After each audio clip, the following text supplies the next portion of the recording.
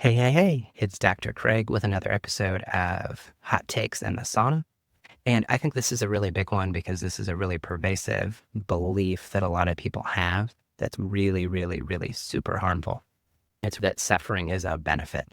So there is this concept of martyrism or self sacrificing for other people for good. And it's super destructive to your relationships and it's super destructive to your cultivation. And it really affects us negatively in a lot of different ways that the first one that I'm going to talk about is relationships. So when we are self-sacrificing for another person repeatedly, constantly is a theme in the relationship because sometimes you do stuff you don't like for another person. It happens, but that shouldn't be the theme of the relationship.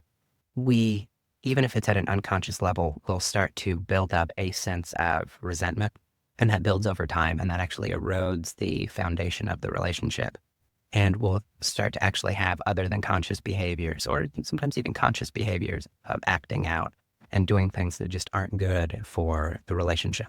So this also destroys the relationship with yourself. So your soul, your spirit, your other than conscious mind, the deeper aspects of yourself, whatever you want to call them. If you continually put yourself in positions where you are suffering for some external good, that you're just not going to get very far. And there's actually going to be a withdrawal of awareness and a withdrawal of connection with yourself. So these deeper aspects of yourself are going to be hide from your personality so that they don't get hurt as much, so they don't have to feel as much. And the other thing that tends to happen is when those deeper aspects withdraw, you actually get a decrease of internal energy and internal vitality. And the body begins to break down and you begin to get dis-ease. Self-sacrifice shows up. And then the other thing that I want to talk about that's a little bit more insidious, how glorifying suffering, how it really kind of long-term breaks you down, is if you're pushing yourself too hard, and even if you're trying to do things that are building, if you're glorifying suffering over growth, you actually limit your growth. Sometimes you do in a healing process experience things that are less than positive. And that happens. If you have good techniques and good practices, you really minimize that.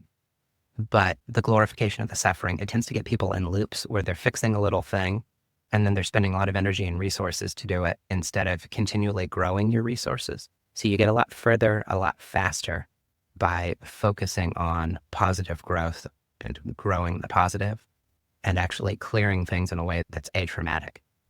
And that's what we talk about at Connection Craft, is how all of these mind, body, and energy practices actually allow you to connect more deeply with yourself, with nature, with other people, so that you can be awesome and do amazing things out in the world. So follow me on the socials, connect with me on my Connection Craft Facebook page. We do live Ask Me Anythings at least once a week. And if you're really ready to take a big leap and become the most awesome, amazing version of yourself in a program that's very positive focused, book a call, talk with me about my Inner Essence Activation Program.